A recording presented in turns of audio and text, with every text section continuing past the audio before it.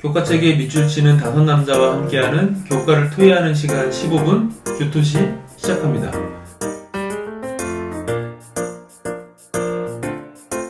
안녕하세요 성도 여러분, 저는 교토시 진행을 맡은 이진현입니다. 오늘 제 10과 여호와를 경배함이라는 제목으로 함께 교과의 내용을 살펴볼 텐데요. 함께 하실 목사님들 인사 나누겠습니다. 이민호 목사님, 윤은수 목사님, 조희연 목사님 자리에 함께 했습니다. 안녕하세요.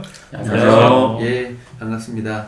이번 주는 이스라엘 백성들이 이제 성전을 봉헌하고 또 60년 후에 예루살렘 성벽을 완공하는 그런 기념식, 봉헌식을 하는 것을 저희들이 살펴보면서 이스라엘 백성들이 하나님을 경배했던 방법들, 이런 내용들을 우리가 보면서 오늘날 우리가 하나님을 섬기는데, 하나님께 예배하는데 어떠한 것들을 좀 적용하고 또 우리의 것으로 만들 수 있을지 함께 내용을 좀 살펴보겠습니다. 먼저 기억절 말씀입니다. 찬양으로 화답하며 여호와께 감사하여 이르되 주는 지극히 선하심으로 그의 인자하심이 이스라엘에게 영원하시도다 하니. 에스라 3장 11절 말씀입니다.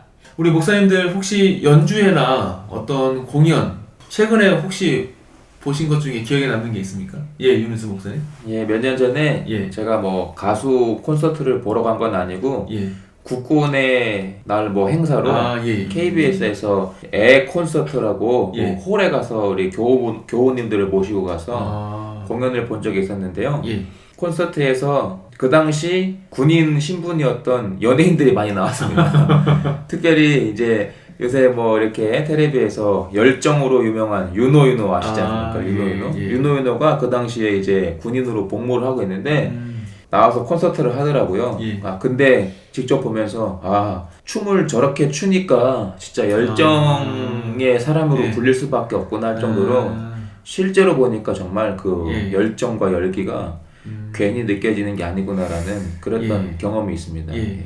그런 이제 공연들이나 연주회 이런 거 가면은 음악이나 여러 다른 거에서 감동을 물론 받을 수 있지만 말씀해 주신 것처럼 그런 공연하는 사람들의 어떤 그런 열정, 이런 또 열심히 하는 모습, 이런 걸 통해서도 감동을 받을 수 있는 것 같습니다. 또 혹시 뭐 기억에 남는 연주회나 공연 혹시 있습니까? 저도 예. 그 학창 시절을 시골에서 보내고 대학에 이제 첫 입학을 하면서 처음 본 공연이 술람미 공연이었어요. 예. 그때 한국섬유 고등학교, 중고등학교 이제 강당에서 했었는데 예. 그때의 그 뭐 노래나 이런 것들은 다 기억이 안 나는데 분위기가 가장 기억에 남고 참 그때 정말 내가 새로운 것을 접했구나 그러한 마음이 들었던 그런 기억이 있습니다. 예. 세상적인 어떤 공연이 됐건 또 우리 교단 안에서 하는 어떤 연주회나 공연이 됐건 뮤지컬이 됐건 그런 것들, 그런 공연들을, 연주회를 보는 것하고 저희들이 교회에서 찬양하는 것하고 좀 어떨까요? 좀 차이가 있는 것 같습니까? 어떻습니까? 한번 그 내용을 좀 살펴볼 텐데요. 공연장에서 저희들이 공연을 보는 것하고 또 교회에서 찬양을 하는 것, 이 둘 사이에 또 어떤 차이점이 있을지 좀 소개해 주실까요? 예, 조희연 목사님. 예, 그 두 가지의 차이는 그 대상의 차이인 것 같습니다. 공연장에서 보는 공연은 그곳에 온 사람들을 즐겁게 하기 위한 것이고 교회에서 찬양하는 것은 하나님을 즐겁게 하는 것인 것 같은데요. 그래서 교과책 146페이지 세 번째 단락에 이렇게 설명하고 있습니다. 음악이 왜 기념예배와 의식의 그토록 중요한 부분을 차지하는지를 알고 싶다면 우리는 성전이라는 배경 속에서 음악의 의미를 들여다보아야 한다. 성전 음악은 베토벤 교향곡 4번을 들으려고 공연장으로 몰려오는 사람들을 위한 공연이 아니다. 오히려 성전에서는 가수가 노래하고 악기가 연주될 때 사람들이 엎드려 기도한다. 음악은 그들에게 예배의 일부분이다 라고 설명하고 있습니다. 예, 음악은 예배의 일부분이다. 그래서 저희가 항상 이 성전이라는 개념, 우리 조희연 목사님 설명해 주신 것처럼 대상이 분명한 차이가 있는 것이죠. 그래서 이런 점들이 가장 큰 차이, 또 우리가 이런 차이점을 염두에 두고 보통 이제 쉽게 얘기하는 말 중에 하나가 예배를 본다라고 말씀들을 참 많이 하셔요. 예배 보러 간다 이렇게. 근데 사실은 저희가 설명에서도 봤지만 예배는 사실 보러 가는 게 아니라 예배를 하나님께 드리러 가는 것이죠. 이런 차이점을 우리가 분명히 인식하는 것이 먼저 필요하지 않나 생각을 해보게 되는데요. 그렇다면 이 성벽 봉헌식에서 이스라엘 백성들은 또 어떻게 하나님을 찬양했는지 그 모습들을 좀 살펴보겠습니다. 예, 임민호 목사님. 142쪽 두 번째 단락을 보도록 하겠습니다.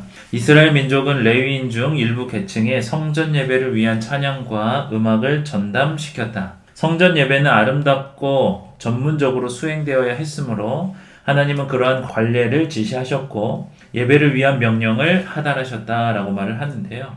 예. 그 예배의 찬양이 또 중요한 부분이었고 예. 그것을 맡아서 해야 하는 사람들을 분명하게 예. 이렇게 지시하셨다라고 우리가 볼 수가 있습니다. 예. 방금 읽어주신 내용 중에 성전 예배는 아름답고 전문적으로 수행되어야 했다라는 이 구절도 참 인상적인 것 같아요. 저희들이 아무 생각 없이 성전에 와서 앉아 있다가 시간 채우고 가는 수준의 예배가 아니라 정말 이 예배를 아름답고 감동적이고 어떻게 보면 우리는 사실 신앙한다는 것은 예배의 전문가가 되는 과정이 아닌가 또 생각을 해보게 되는 것 같습니다. 예, 또 소개해 주실까요? 예, 이현수 목사님. 같은 페이지 5번째 단락에 또 이런 설명이 있습니다. 찬양하는 자들은 성전 봉사를 위해 공식적으로 배정된 레위인들이었다. 즉 성전 예배에서 음악을 연주하는 것이 그들의 전담하는 사역이었다. 찬양은 마음에서 우러나와야 하고 백성들이 영적으로 고양될 수 있는 방식으로 표현되어야 한다. 그러므로 성전에서 봉사하는 음악가들과 노래하는 자들은 예배를 인도하기 위해 신중하게 선발되었을 것이다. 예, 설명이 있습니다. 예, 쭉 설명을 들으니까 교회에서 찬양대나 혹은 악기 연주하시는 분들이 종종 있을 수 있는데요. 반주하시는 분들도 계시고 참 중요한 사역이다 라는 생각을 해보게 됩니다. 사실 뭐 겉으로 드러나지 않는 사역일 수 있지만 정말 예배에 있어서 음악이 중요하구나 라는 것을 좀 다시 한번 깨닫게 되는 것 같습니다. 또 하나, 그렇다면 최고의 찬양을 드리기 위해서 어떤 전담 인력들이 배치되었는지 또 살펴볼까요? 네, 조희연 목사님. 예, 우리 교과책 146페이지 두 번째 단락에 최고의 찬양을 드리기 위한 그 전담 인력들에 대해서 설명을 하고 있는데요. 정말 엄청난 인력들인 것 같습니다. 예. 느헤미야의 시대에는 예배의 일환으로 악기를 대동하여 예루살렘을 도는 2개의 감사의 찬양대가 있었다. 그들은 같은 장소에서 출발하여 성벽을 따라 각기 다른 방향으로 나누어져서 행진했다. 한 그룹은 에스라가 앞에서 이끌었고 다른 그룹은 느헤미야가 뒤따랐다. 두 찬양대는 골짜기 문에서 다시 만나 성전 안으로 들어갔다. 나팔을 부는 제사장들이 양쪽의 행진을 보조했다. 성전 안으로 입장한 두 찬양대는 서로를 마주보고 섰다. 그것은 정말 훌륭하게 조직된 행진과 예배 의식이었다라고 설명하고 있습니다. 예. 아마 이 방송을 들으시는 우리 교토시 가족 여러분들께서도 우리 조희연 목사님이 읽어주시는 교과의 내용을 들으시면서 아마 머릿속으로 그 찬양대 퍼레이드 하는 모습이 머릿속으로 그려졌을 것 같습니다. 얼마나 웅장하고 또 질서 있고 규모 있는 모습이었을까 생각을 해보면서 혹시 내가 우리 교회의 찬양대라면 우리 교회의 찬양대의 모습은 좀 어떤가, 비교 의식을 가질 필요는 없지만 이렇게 성경에 나오는 찬양대의 모습과 오늘 우리 교회의 찬양대의 모습을 한번 살펴보시면서 우리 교회 찬양대의 어떤 점이 개선되고 더 좋아지면 좋을까 한번 토의해 보시면 좋겠고, 혹시 이것이 잘못돼가지고 찬양대를 지적하고 그런 일은 안 됐으면 좋겠습니다. 예. 찬양대를 지적하라고 드리는 말씀이 아니라 우리 교회가 하나님께 드리는 예배가 찬양대의 역할이 참 클 텐데 어떻게 하면 더 감동적이고 더 질서 있고 의미 있는 예배가 될 수 있을까, 함께 찬양대와 함께 고민해 보시면 좋겠습니다. 또 하나, 이렇게 성경에서 묘사되는 예배의 장면들 이렇게 보게 되면 그 예배의 장면들에 어떤 정서들이 흐르는지 또 우리가 한번 생각해 볼 수 있는데요. 또 소개해 주시겠습니다. 예, 임민호 목사님. 네, 148쪽 네 번째 단락에서 이렇게 기록이 되어 있습니다. 우리가 하나님께 나아갈 때 경외심과 두려움도 있어야 하지만 기쁨도 있어야 한다. 시편 95편을 보면 진정한 예배 행위는 하나님 앞에서 굽히고 무릎을 꿇을 뿐 아니라 노래를 부르며 즐겁게 외치고 하나님을 찬미하고 음악을 연주하라는 요청이 있다. 기쁨과 경외심의 균형을 유지하려는 노력은 우리 창조주를 송축하고 찬양하며 경배하기 위해 매우 중요하다라고 말을 하고 있습니다. 예, 분명히 여기에는 저희들이 정말 진지하게 하나님 앞에 무릎 꿇고 예배하는 모습, 그런 모습들도 있지만 또 한편으로 노래를 부르며 즐겁게 외치고 하나님을 찬미하고 음악을 연주하는 모습도 분명히 있다는 사실을 좀 보여주면서 우리 교회, 각 교회의 예배의 모습들이 어떤지 다시 한번 좀 살펴보고 정말 감동 있고 영감 있는 예배를 위해서 우리가 좀 어떤 점을 성경적으로 개선하고 뜯어 고칠 부분은 어떤 점이 있을지 토의해 보시면 좋겠습니다. 예, 또 소개해 주실까요? 예, 윤은수 목사님. 네, 148페이지 교훈에 이런 진정한 예배자에 대한 설명이 간략하게 나오는데요. 한번 보시겠습니다. 진정한 예배자는 두려움과 경외심을 가지고 그리스도의 희생에 주목하면서 동시에 구원과 용서의 기쁨으로 즐겁게 외치며 하나님을 찬미한다. 이제 이렇게 그런 정서들에 대해서 한번 생각해 볼 수 있는 것 같습니다. 예, 감사합니다. 예배에는 분명한 이런 다양한 정서들 또 분위기들이 분명히 있는 것 같습니다. 우리가 하나님을 예배할 때 하나님에 대한 경외심을 가지는 것과 동시에 또 하나님께서 나를 구원하셨다는 그 구원의 기쁨을 어떻게 조화롭게 표현할 수 있을지 함께 고민해 보시고 이야기를 나누시면 좋겠는데요. 어떻게 그렇게 할 수 있을까? 우리 조희연 목사님께서 소개해 주시겠습니다. 우리 교과책 149페이지 첫 번째 단락입니다.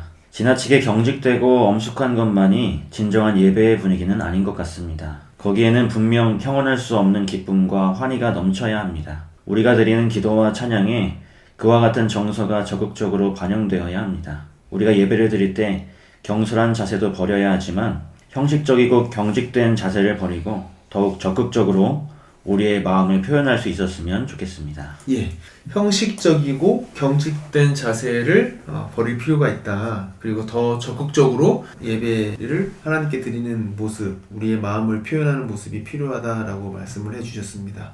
그래서 교회마다 사실은 나라마다 혹은 지역마다 또는 각 개 교회마다 이 문화나 분위기가 다 다르기 때문에 어떻게 하라라고 일괄적으로 말씀드리기는 어려울 것 같아요. 하지만 분명히 영감적인 예배를 위해서, 감동적인 예배를 위해서 우리 교회의 예배의 모습을 다시 한번 좀 살펴보시고 어떻게 하면 더 우리가 참여하고 더 하나님께 정말 진실된 마음으로 드릴 수 있는 예배가 될 수 있을지 함께 토의해 보시기 바랍니다.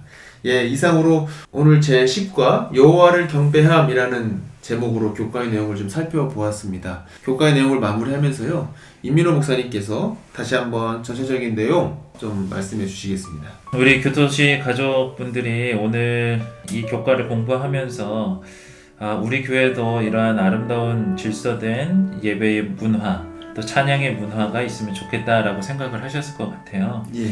우리가 먼저 기억해야 할 것은 우리의 경배의 대상이 단지 우리의 즐거움, 행복이 아니라 우리의 경배의 대상은 분명히 하나님이 되셔야 함을 우리가 이 시간 기억을 하시면 좋겠습니다. 예. 그리고 그 하나님은 우리에게 최고의 찬양을 또 경배를 받으실 만한 분이라는 사실을 꼭 기억을 하십시오. 그래서 우리는 잘 준비된 음악과 찬양으로 그러한 하나님께 영광을 돌려야 합니다. 예. 준비된 예배는 또 준비된 찬양은 하나님께서 감동을 받으시겠지만 그 과정에서 우리도 정말 많은 감동을 받을 수 있게 될 것인데요.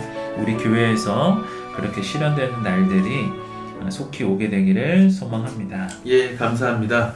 이상으로 오늘 교과의 내용을 마무리하고요. 저희 교토시는 다음 주에도 가장 쉬운 교과 통일 방송 되도록 최선을 다하겠습니다. 고맙습니다.